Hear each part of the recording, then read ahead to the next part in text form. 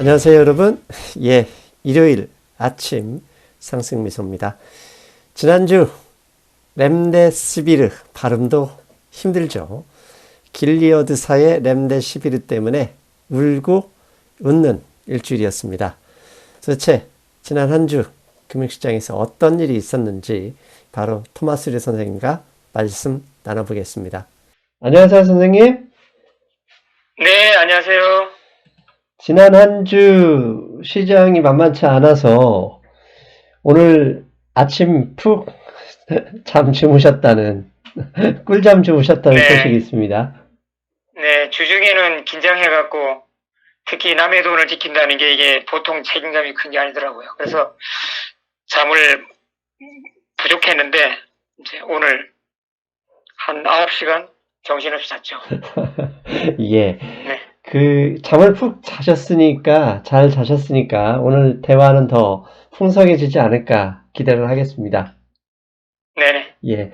지난 한 주 미국 증시를 보면 길리어드의 렘데 11가 뭐 울고 웃겼다 이렇게 말씀을 드려도 과언이 아니죠. 네, 목요일에는 상승하는 주가를 렘데시비르 효과 그 WHO 그 홈페이지에 잠깐 올렸던 게 파이낸셜 타임스가 보도하면서 떨어졌고, 그런데 하루 지난 어제죠. 금요일은 오히려 그 로이터 통신이 조만간 좋은 결과가 나올 수도 있다는 뉴스로 올랐어요. 그러면 네. 최근에 미국 증시의 흐름을 보면 렘데시비르 임상 결과가 좋은 쪽으로 나올 수 있다는 기대감이 많이 좌우되고 있는 것 같은데 혹시 그렇게 봐도 되겠습니까?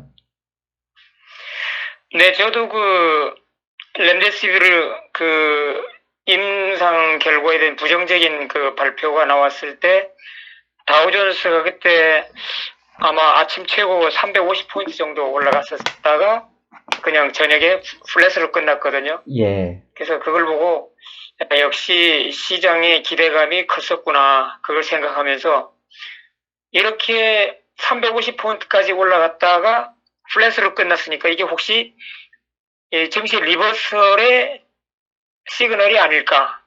상당히 긴장했거든요. 그래서 결국은 그날 저녁 밤부터 시작되는 선물에서 보니까 상당히 좀 안정되게 흘러가더라고요. 그래서 이거는 조금 아니구나. 네, 하여튼 작은 흐름에서는 렘데시비르가 영향을 주었을 수도 있는데 그래도 미국 증시 바닥에는 누가 개발을 하든 간에 지금 전 세계 제약회사들이 지금 경쟁이 붙었다기보다도 이게 인류 사적으로 가장 시급한 문제니까 또 국가들이 독려하고 있고 지금 몇 수십 개 회사들이 이 백신과 치료제를 지금 러시아하고 있기 때문에 누가 성공해도 조만간 성공할 것이라는 그런 이제 기대감이 퍼져 있거든요. 그래서 저는 그래도 또 특히 이제 미국의 가장 공포스러웠던 19 사망자, 확진자 숫자는 그래도 조금씩 계속 내려가고 있고 그 다음에 트럼프 대통령이 5월 중순경에는 락다운을 리오픈하자 이제 이런 기대감이 이제 반영돼 나가서 시장은 그 이후로 이제 안정을 찾은 것 같습니다. 최근에 바이오 섹터, 바이오테크놀로지의 증시를 사실 주도할 수 있는 마켓캡은 안 되지만 사실 시장 분위기를 보면 바이오테크 쪽이 시장을 올리고 있는 것은 사실 같아요. 특히 나스닥의 IBB나 XBI ETF를 보면 이미 고점을 넘어서 버렸거든요. 그러니까 이 네. 바이오테크, 헬스케어 주식들의 이 고점 돌파는 결국은 말씀하신 것처럼 치료제에 기대감이 없이는 이게 불가능한 거 아닌가요? 네, 사실 그렇죠. 근데 저는 이제 좀 생각이 조금 다른데요. 이제 바이오텍의 이제 개별 회사들 주식, 이제 임상 결과에 따라 갖고 업앤다운이 이제 심하잖아요. 예, 소위 말해서 이게 테마주라고 우리가 부를 수 있거든요. 예, 그래서 만일 어떤 회사가 진전이 좋으면 올라갈 수 있고 만일 임상 결과가 나쁘면 또 툭 떨어질 수도 있고 그 다음에 또 하나가 이 19 백신이든지 치료제든지 누가 개발을 성공했다 할지라도 이것은 공익성이 강하거든요. 그래서 이걸 개발 완료했다 해갖고 이 제약회사가 돈방석에 앉는다는 그런 생각은 전혀 안 하고 있어요. 그래서 트럼프 대통령도 만일 그 렘데시빌이 이거 만일 약효 좋은 걸로 최종 판결 나서 했다 할지라도 약 한 알에 1달러 이상은 못 받게끔 하겠다. 이런 말도 했고, 그래서 그만큼 이게 공익성이 강하거든요. 그래서 이렇게 개발을 성공적으로 간다 할지라도 그런 제약회사에 과도하게 베팅하는 건 좀 위험하다, 저는 그런 생각하고 있습니다. 그래서 이 바이오텍 이거는 조금 이 장기적인 추세라기보다는 하여튼 그냥 테마를 좀 쫓고 있는 섹터다, 그런 생각하고요. 헬스케어 쪽은 이제 좀 장기적으로 이제 계속 이 환경 자체가 예. 이 그쪽 주식을 서포링 할 수 있는 그런 환경으로 갈 수 있죠. 그러나 이제 완만하게 올라가니까 좀 짧은 시간에 많이 수익을 올리려고 하는 이 투자자들에게는 조금 매력이 떨어지는 섹터다, 그렇게 또 말씀드릴 수 있습니다. 자, 선생님의 말씀을 잠깐 정리하면 바이오테크와 헬스케어는 분명히 다른 거죠. 그 바이오테크 주식들이 상승하고 있지만 그걸 증시를 리딩한다라기보다는 테마로 흐를 가능성이 있으니 개별주는 좀 조심하는 게 좋겠다, 이렇게 정리하면 되겠죠? 네. 예. 그 길리어드 주식 그 하나만 해도 요전에 그 시카고 대학에서 임상 결과가 좋았다 할 때는 88달러까지 올라갔다가 지금 요 최근에는 또 70달러 초반으로 좀 내려왔잖아요. 예. 그래서 그 요전날 그 엄청난 그 뉴스에도 불구하고 88달러 이상을 못 올라가는 거는 이미 투자자들 입장에서 아, 이건 공익성이 강하다. 이것이 결코 이 제약회사 하나의 매출 순이익으로 연결되지 않는다. 이제 그런 걸 이제 계산해 놓은 걸로 저는 보고 있습니다. 그런데 금요일 장을 상승시킨 원동력은 노이터 통신의 그 렘데시비르 기사였어요. 근데 그 기사를 읽어보니까 미국 정부가 주도하는 임상은 약 800명 정도를 대상으로 하는데 5월 중순에 결과가 나올 것이라고 했고, 길리어드사가 자체적으로 하는 임상은 약 6,000명 정도를 대상으로 하고 있는데 이달 말이면 결과가 나온다고 했어요. 그렇다면 이런 것을 볼 때 이 길리어드사의 그 렘데시비르의 약효가 있다는 기대감이 현재 증시에 지금 어떻게 보면 조정 없이 어느 정도 가고 있는데 그걸 끌고 가고 있다, 이렇게 해석해도 되겠는가요? 될까요? 목요일 날에 WHO가 그 길리어드의 치료제가 그 기대한 만큼 약효가 없다, 이렇게 발표했을 때 길리어드가 바로 반박을 했어요. 예. 그 WHO가 그 근거한 그 기록은 좀 더 광범위한 데이터에서 나온 결과가 아니고 한쪽에 조금 치중된 그 임상 실험 결과였다. 우리는 그렇게 생각하지 않는다. 즉각 이제 반박했거든요. 예. 근데 그 금요일에 증시를 끌어올리는 것은 제가 볼 땐 그래요. 뭐 이렇게 렘데시비르 이 하나에 의해서 움직인다기보다도 미국 증시 전반에 깔려 있는 이제 그 증시를 끌어올리는 그 힘은 제가 볼 때는 예. 최근에 의회에서 새로 통과된 그 480억 4,800. 빌리언 달러. 예, 4,800억 달러. 예. 예. 그게 이제 통과됐잖아요. 예.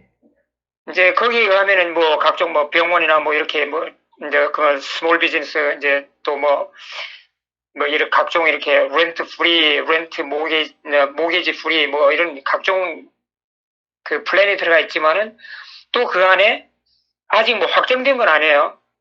아직 뭐 썰인데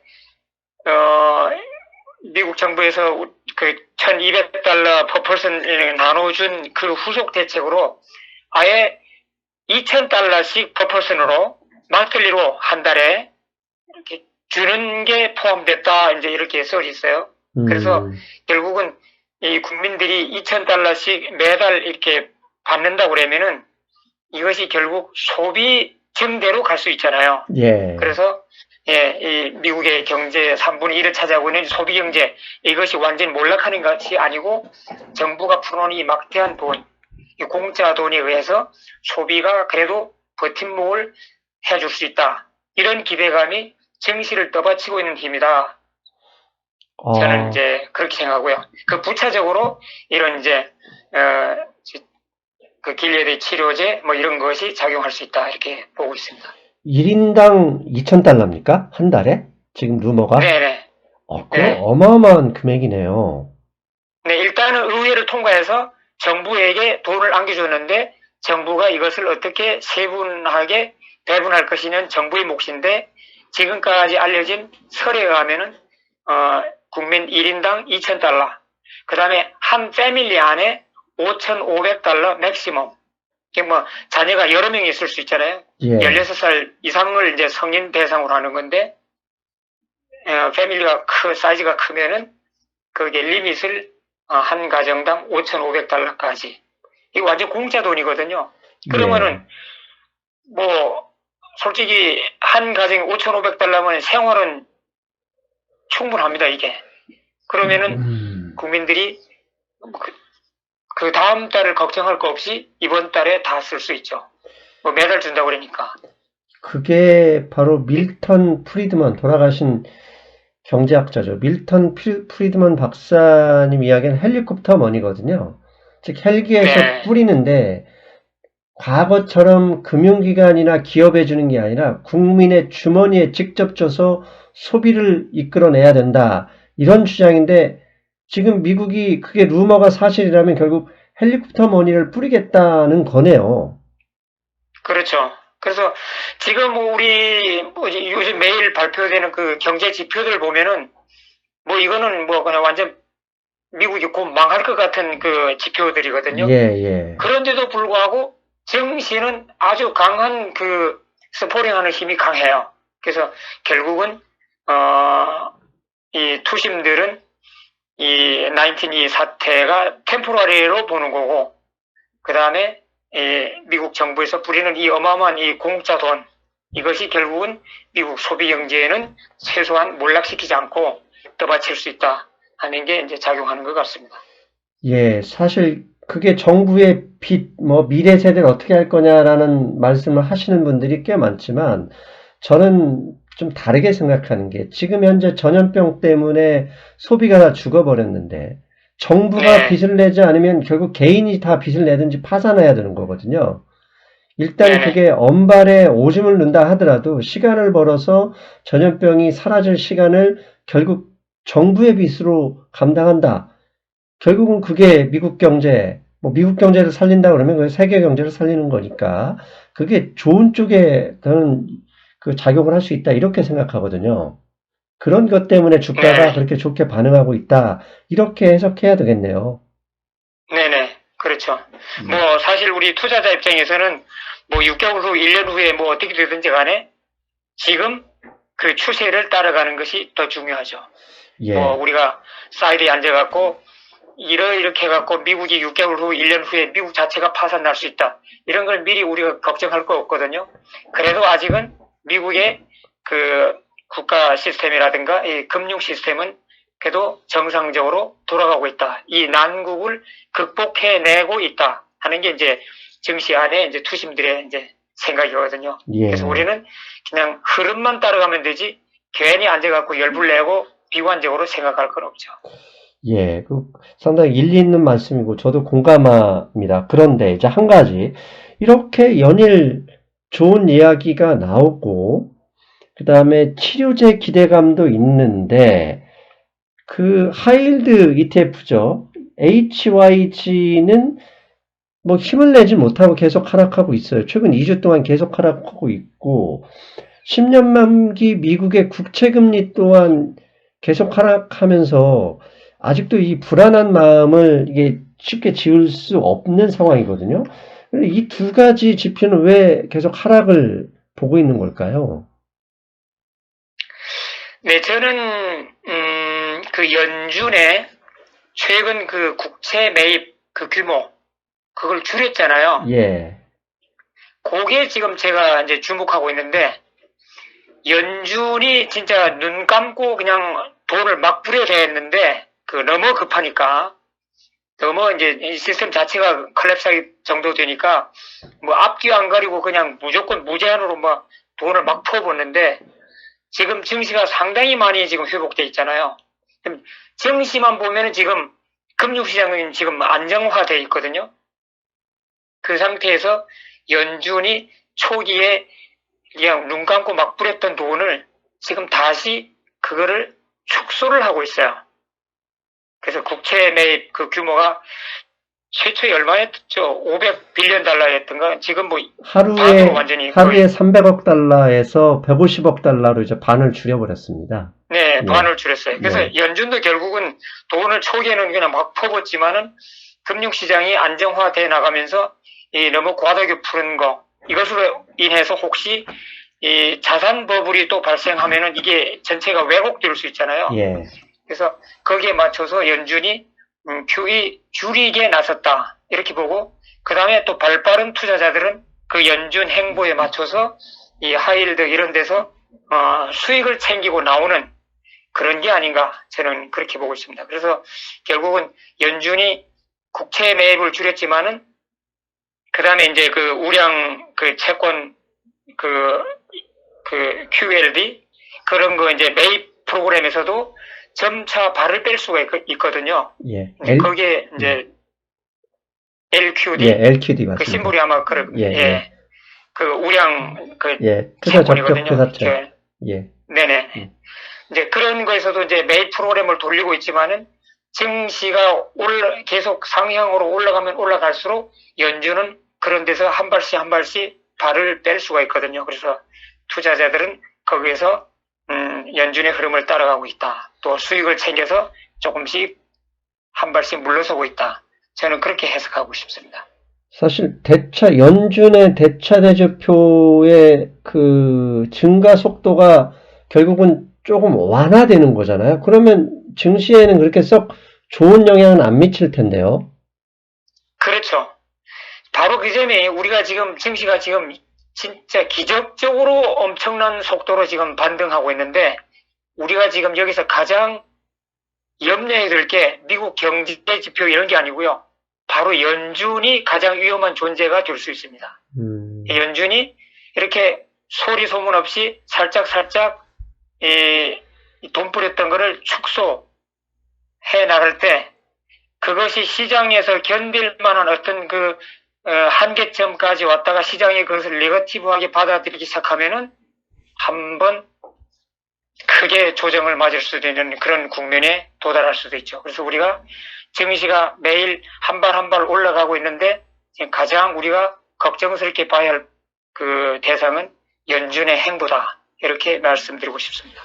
그러면 다음 주 수요일, 목요일이 FOMC 폼씨거든요. 그때 혹시 변수가 발생할 수도 있으니 이 안테나 바짝 세우고 있어야 되겠네요.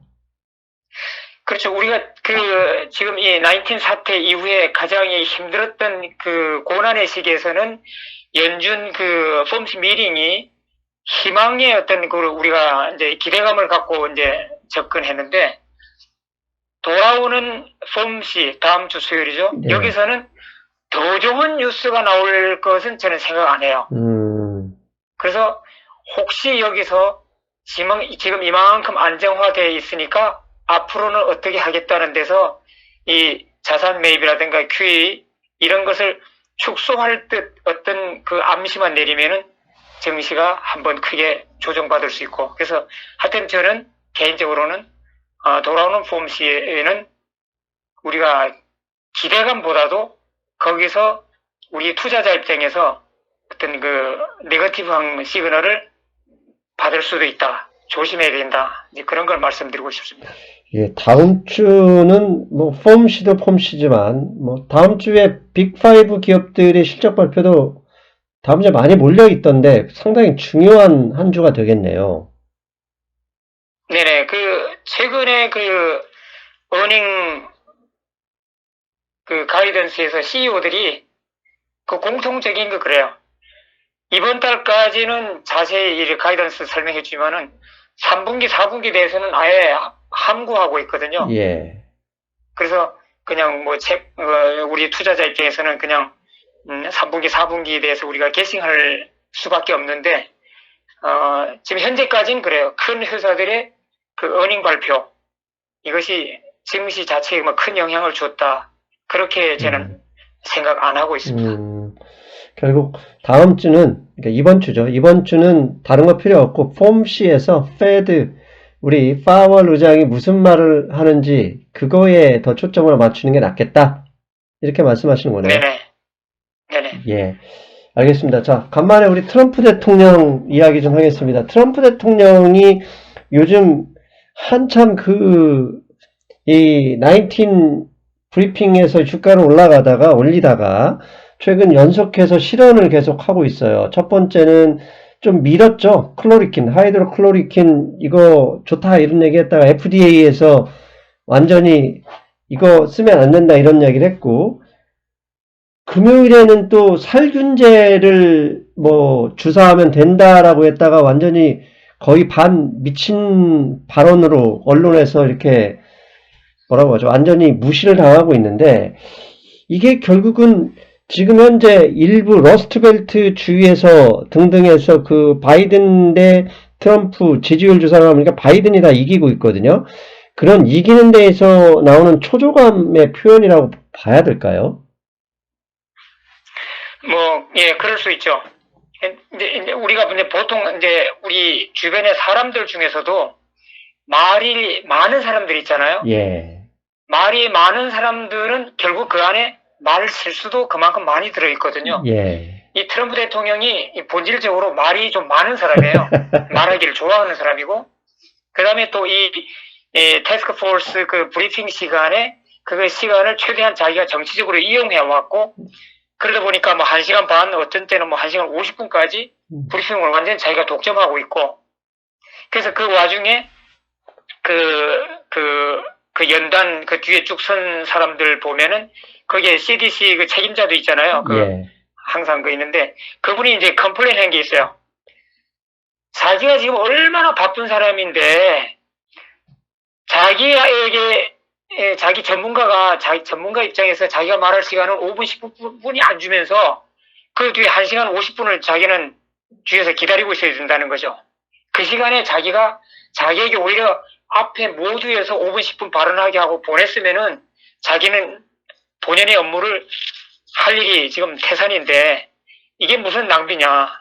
이제 이래갖고 이제 트럼프 대통령에게 좀 각을 세우고 있는 언론들은 이 태스크포스 브리핑은 정치인이 아닌 전문가들로 해라. 이제 이렇게 이제 계속 주문이 이제 쇄도하고 있는 상황인데 결국 이 말을 좋아하는 트럼프 대통령 이것을 정치적으로 이용하려고 하여튼 그 오랜 시간을 자기 자랑했던 트럼프 대통령이 결국 이게 크게 역풍을 맞은 거거든요. 그래서 의학 전문가가 아닌데 1시간 50분 동안 자기가 주도해갖고 그 전문적인 질의 응답 과정에서 실수가 나올 수밖에 없죠. 뭐 되지도 않은 말을 그냥 막 하다 보니까 오히려 이제 그것이 대선 전략에도 엄청나게 지금 차질을 빚고 있다. 예, 그렇게 보고 있죠. 현재 분위기만 봐서는 트럼프 대통령이 거의 낙선하는 분위기던데요. 네, 지금 오늘 당장 바이든하고 트럼프하고 투표를 한다 그러면은 바이든이 이기는 걸로 나오고 있습니다. 예. 아무튼 트럼프로서는 쓸데없이 이상한 말씀 하지 마시고 주가 관리에나 좀 신경을 더 쓰셨으면 좋겠습니다. 그런데 트럼프 그 옹호 그룹에서 나오는 얘기는 뭐냐면은 11월 둘째 주인가요? 예. 대통령 선거가 있잖아요. 예. 대통령 선거 날짜를 연기할 수 있다. 이게 지금 국가 비상 상황이잖아요. 그 내셔널 에머전시 이제 선포한 상태. 이 상황에서 대통령 권한으로 대통령 선거 날짜를 연기할 수 있다. 그런 이제 썰이 지금 흘러나오고 있거든요.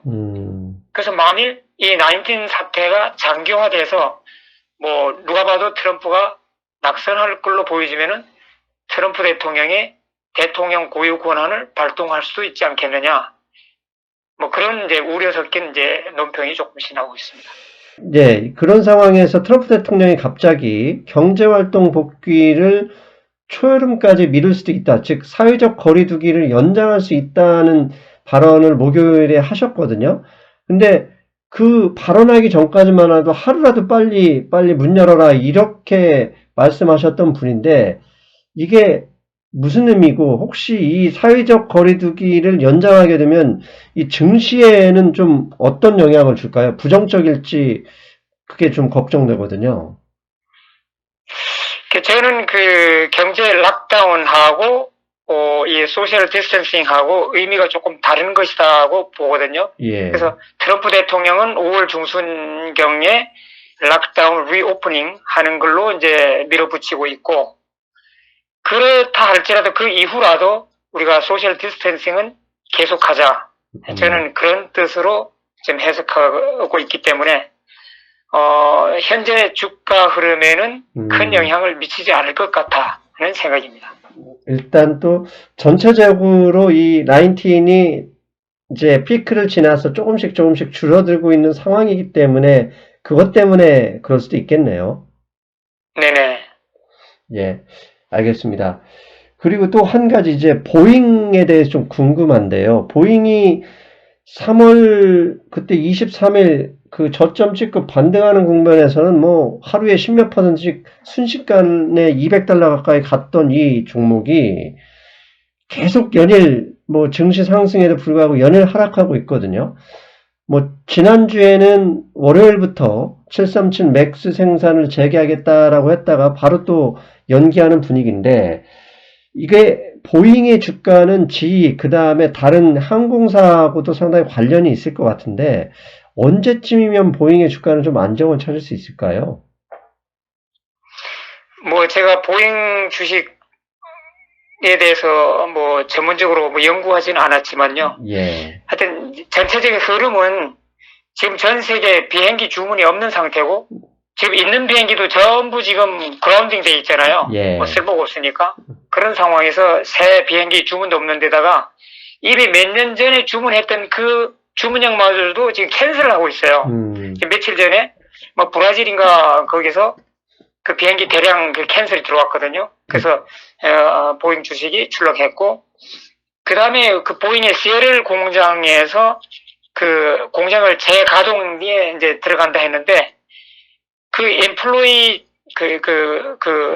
근로자 예. 근로자 중에 19 환자가 자꾸 한 명 자꾸 발생하니까 이 리오픈하는 이 공장 재가동하는 거 이것도 막대한 차질이 생길 것 같아. 이제 이런 것이 주가에 반영되는 것 같습니다. 하여튼 저는 그렇게 보고 있습니다. 예. 거의 설상가상이네요.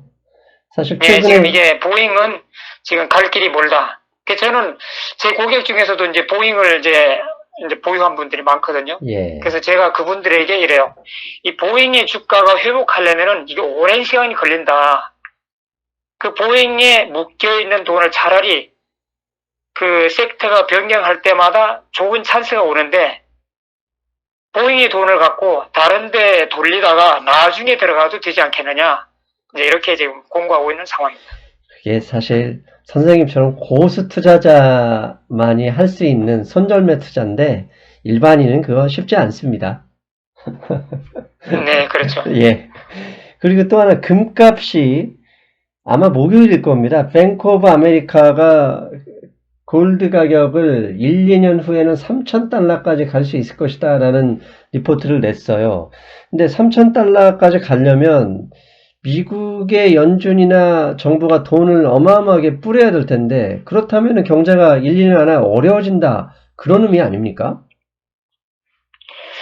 그 금 시장을 우리가 바라볼 때 이제 긍정적인 거, 부정적인 거, 이제 양쪽이 뭐 어떤 것이라도 항상 상존하고 있잖아요. 예, 예. 이제 금 가격 상승을 이제 보고 있는 쪽은 결국은 이제 미국뿐만 아니라 전 세계 국가들이 지금 양적 완화, 돈을 풀고 있기 때문에 결국 화폐 가치는 떨어지고, 예. 이제 그 다음에 화폐 가치가 떨어지면 떨어질수록 믿을 것은 결국 금일 것이다 하는 이제 그런 거 하고, 이제 그 다음에 두 번째 금 상승을 조금 우리가 이제 급반등으로 볼 수 있는 요인 중에 하나가요.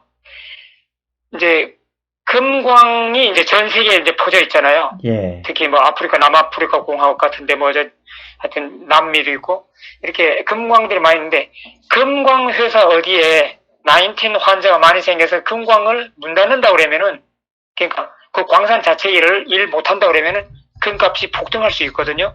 지금 이게 19 이건 지금 전 세계적으로 계속 지금 번져나가고 있는 상황에서 이제 그럴 가능성도 우리가 항상 봐야 되는 거거든요. 그래서 그런 이제 각 중앙은행들의 돈 풀기, 그 다음에 금광 그 생산 자체가 줄어들 수 있다고 하는 변수.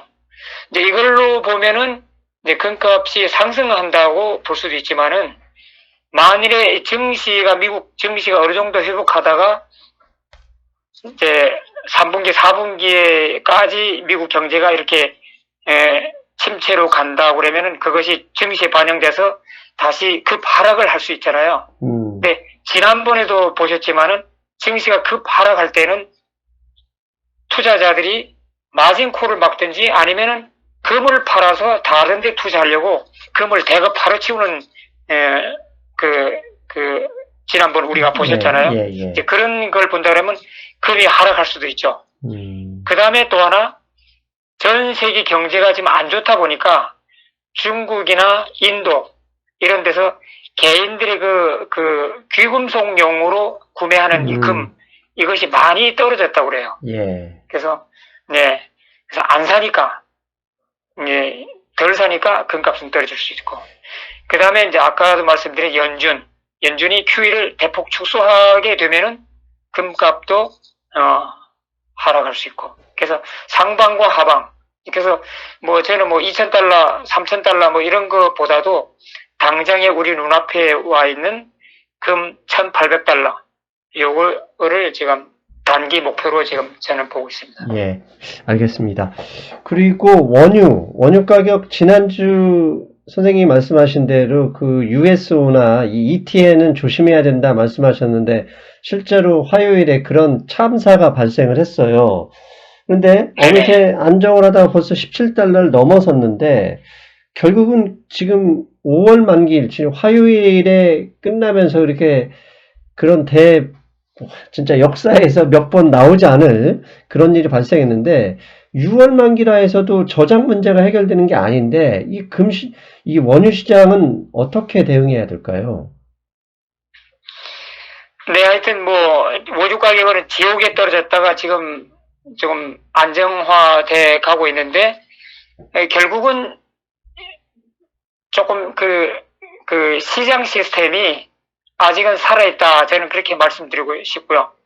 원유 가격이 워낙 내려가니까 오페크 정기회의 이런 거 기다릴 거 없이 산유국 자체에서 감산하겠다. 이런 게 나오고 있거든요. 예. 쿠웨이트 같은 경우 5월 오페크 회의 이전에 우리는 벌써 자체적으로 감산하겠다. 그 다음에 캐나다의 그 석유 회사들도 이거 수지 타산이 안 맞으니까 우리 감산하겠다. 그 다음에 미국도 어제 베이커 휴지 리그 숫자 보니까 폭 떨어졌더라고요, 지난주. 예. 그만큼 석유 펌프질 하는 설비, 폐쇄하는 설비가 늘어나고 있는 거죠. 그래서, 원유 가격과 시장 반응의 차이는 조금 있을지라도 결국은 시장 시스템대로, 수지 타산 안 맞으면은 석유를 덜 뽑아내는 거고요. 석유 값이 올라가서 이익이 나면은 석유 회사들은 더 뽑아내고. 그래서 일단은 지금 현재 원유 가격 안정은 시장 시스템에 이제 근거하고 있다. 저는 그렇게 보고 있고, 그러나 5월 5일, 5월 10일 이 정도 되면은 지금 현재 6월 선물 가격이 지금 가격이 나타나 있는데, 예. 5월 5일이나 5월 10일쯤 되면 7월 선물이 지금 갈아타는 시기가 또 시작되거든요. 네. 그렇다 그러면 지금 슈퍼 컨탱고 이 환경에서는 다시 한번 원유 가격이 지난번 같이 지옥으로 떨어질 수 있는 그런 충분한 지금 환경은 돼 있기 때문에 5월 10일 이후는 진짜 우리가 조심하자. 제가 그렇게 말씀드리고 싶어요. 그래서 지금 7월 선물 가격이 현재 가격보다 조금 높은 가격에 지금 형성되어 있는데 이것이 갈아타는 그 과정에서 일단은 큰 롤오버 코스트가 발생하는 거고 일단은 그 다음에 7월 선물 가격이 현재 6월 선물 가격으로 툭 떨어진다 그러면은 이 원유 가격은 또 한 번 큰 하락을 맞을 수도 있죠. 그래서 하여튼 좀 발빠르게 한다 그러면 5월 5일 그러면 5월 10일 상당히 큰 중요한 변곡점이 될 수 있다. 그렇게 말씀드리고 싶습니다. 미국도 그렇고 한국도 그렇고 USO 같은 ETN에 개인들이 어마어마하게 배팅했다면서요? 네네. 그 배팅한 그래서 그래서 제가 지난번에도 말씀드렸지만은 원유에다가 롱텀으로 베팅하고 싶다 그러면은 뭐 USO도 할 수 있지만은 또 한 반 정도는 우량 오일 회사에다가 투자하는 게 좋고 또 한 가지는 산유국 그러니까 석유 비중이 높은 나라의 통화에 베팅해도 괜찮은 거죠. 장기적으로는. 하여튼 그렇게 분산해 놓으면은 위험이 적을 수 있죠. 그 USO 같은 그 선물옵션 파생 ETF 그 하나에만 투자해 놓는 거는 좀 위험하다 이렇게 말씀드리고 싶습니다. 예, 알겠습니다. 자, 그렇다면 이제 이번 주 대응 전략 마지막으로 좀 정리 부탁드릴게요. 네네. 그 SPX, SP500 인덱스는 아슬아슬하게 움직이지만은 그래도 한 발 한 발 조금씩 상향으로 지금 움직이고 있거든요. 예. 근데 이제 우리가 이제 차트를 놓고 보면은 어제부로 51선을 넘었어요. 어제부로. 예. 그 다음에 그 위에 201선이 3천에 딱 걸려 있어요. 그래서 51선은 넘었고 위에는 3천이 기다리고 있고 그 다음에 이제 증시에 우리가 이제 전체 흐름을 볼 때 어제 아주 대단히 중요한 일이 하나 생겼는데 우리 그 공포지수 VIX 있잖아요. 예. 이것이 40을 깨고 떨어졌어요. 이것이 상당히 중요한 그 시그널인데 우리가 이제 보통 뭐 이번에 뭐 19 사태 뭐 2008년도 뭐 이런 대형 사건 빼놓고 그 중간중간에 증시가 뭐 특히 연준의 그 자산 축소 뭐 이런 발작에 의해서 그 크래시할 때 그때 보면 VIX가 40을 안 넘었어요. 대개. 그래서 40을 공포의 극한 그 최고점으로 우리가 보통 이제 월가에서 바라보고 있거든요. 그래서 40 이상을 넘어가면은 이거는 거의 재앙 수준이고 웬만한 그 큰 악재, 돌발 악재에서는 40 미만에서 항상 움직이고 그 안에서 다시 또 내려오고 했는데 그래서 이제 재앙이냐 그냥 공포 수준이냐 그게 이제 분기점을 40으로 보고 있는데 VIX 어제부로 40 밑으로 떨어졌어요. 선물, 현물 양쪽 다 떨어졌는데 이건 뭐냐면은 제가 해석하기엔 그래요. 이 40선을 떨어지면서 어저께 증시가 아침에 네거티브로 이거 바운드에서 움직이다가 오후 들어가고 아주 수직으로 쫙 올라왔잖아요. 예. 금요일장에. 그 시점이 이 VIX 40점하고 아주 맞물려 있는데 제가 볼 때는 그래요. 지금까지 그 비관론자들이 캐시 잔뜩 깔고 앉아갖고 쌍바닥이 오면은 나는 반드시 들어간다고 하는 그런 비관론자들이 많았거든요. 예. 근데 쌍바닥은 오지 않고 VIX가 40m를 떨어지면서 이 비관론자들이 이제 타워를 하나씩 던지고 있다는 신호. 드디어 비관론자들이 그동안에 그 비관적으로만 증시를 보고 때를 기다리는 이 사람들이 참지 못하고 이제 증시에 돈을 밀어넣기 시작했다는 이제 그 신호로 제가 받아들이고 있거든요. 그래서 앞으로 우리가 이제 증시를 볼 때 VIX가 40 이상을 넘어갈 거냐, 그 미만에서 계속 놀 거냐. 그래서 VIX 미만에서 계속 노는 한은 증시는 그래도 한 발 한 발 위로 올라갈 것이다. 그 다음에 저는 맥시멈을 200일선이 걸쳐 있는 3,000 그 정도까지 지금 바라보고 있습니다. 지금 제가 금요일 날 미국장 시작하기 전에 밤 9시쯤에 멤버십 그 게시판에 이렇게 글을 올렸었습니다. 아마 선생님도 똑같은 생각을 하셨을 텐데, 오늘 밤 미국 증시는 무척 중요한 날이다. SP500 인덱스 차트를 보면 오늘 상승하지 못하면 추세 이탈 발생하는 시점이다. 올라간다면 무슨 재료가 나올지 궁금하다. 이렇게 글을 올렸었거든요. 그러니까 아니나 다를까 말씀하신 대로 반등이 쳐 나오면서 추가적으로 상승할 수 있는 분위기를 만들어 버렸거든요. 결국은 이렇게 차트를 밟아가면서 올라가는 흐름, 강하지는 않지만 이 흐름을 유지하고 있는 것 자체는 상당히 긍정적으로 봐도 된다. 이렇게 말씀하실 수 있겠죠? 네네. 그래서 우리가 뭐 무한정 긍정적으로 볼 수는 없지만은 예. 그래도 VIX라든지 51선 이걸로 볼 때 200일선이 걸쳐 있는 3,000까지는 우리가 기대할 수 있다. 뭐 반드시 올라간다는 그건 아니지만은 그렇죠. 기대할 수 있다. 이제 그런 마음이 들고요. 저는 그래요. 저는 개인적으로 우리 고객들을 리딩할 때 우리가 일주일 후, 한 달 후 이거 어떻게 될 것이냐 이것을 우리가 미리 걱정할 거 없고 그날 하루하루 잘 대응하면은 그것이 결국 모여서 일주일의 흐름이 되는 거고요. 그래서 일주일이 모여서 한 달 되고 6개월 되고 1년 되고 그래서 하루하루 잘 대응하는 것이 결국 장기 롱텀으로도 잘 대응할 수 있는 것이다. 이제 그렇게 보고 그래도 이제 뭐 많은 분들이 지금 미국 경제의 그 지표는 엄청 폭망스러울 정도인데 어떻게 증시를 그렇게 낙관적으로 볼 수 있느냐 이제 이렇게 의견이 많거든요. 근데 이제 저는 이제 이런 현상을 그래요. 그 중국의 그 기암절벽 꼭대기에 보면은 유리 출렁다리가 있잖아요. 예. 근데 거기 올라가서 바닥을 내려다보면은 도저히 걸어갈 수가 없습니다. 예. 그러나 바닥을 안 보고 저 멀리에 내가 가야 할 그 목표, 도착지, 거기만 보면은 이게 밑에 공포스러운 게 안 보일 수 있거든요. 이제 그런 것처럼 아직도 월가의 그 유명 애널들은 극과 극이에요. 쌍바닥을 간다? 아니면 V자 회복이다? 뭐 이런 이제 극과 극인데, 그래도 우리는 지금 뭐 이 경제 그 펀더먼털 내용이 또 중요하고 또 한편으로는 차트의 흐름, 이 증시 SPX의 흐름을 잘 보면서 한 발 한 발 대응하는 것이 지금은 현명하다.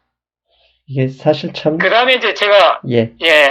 또, 우리 회원들에게 이제 부탁드리고 싶은 거는 지금 이 전 세계적으로 투자 이 세계에서 지금 큰 흐름은 뭐냐면은 예전에는 개별 기업들의 주식들을 주로 트레이딩 했는데 이것이 지금은 ETF로 지금 그 흐름이 바뀌었어요. 그렇죠. 패시브로 많이 왜냐 바뀌었죠. 그러면은 개별 회사의 그 주식은요.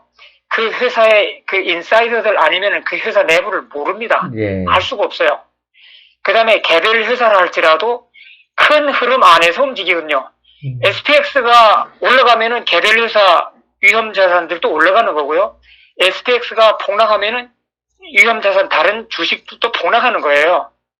그런데 우리가 SPX, 그 SP500 인덱스, 다우존스, 나스닥 이런 큰 흐름은 우리가 예상할 수 있고 거기에 발빠르게 우리가 대응할 수 있지만은 그 안에 있는 작은 개별 기업 회사들까지는 우리가 속 내부를 알 수가 없거든요.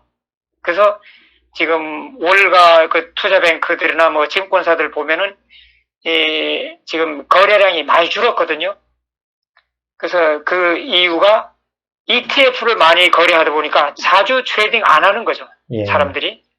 그래서 이 개별 회사들의 주식은 진짜 위험하고 속 내용을 알 수도 없고 진짜 하고 싶다 그러면은 한 개, 두 개 회사를 지정해갖고 뭐 테슬라든지 보잉이든지 아주 그 회사에 대해서 누구보다도 더 박사가 되는 겁니다. 이제 그렇게 하면은 그 회사 주식을 따라갈 수 있죠. 그렇지 않다고 그러면은 섹터 ETF를 따라가는 게 훨씬 더 쉬워요.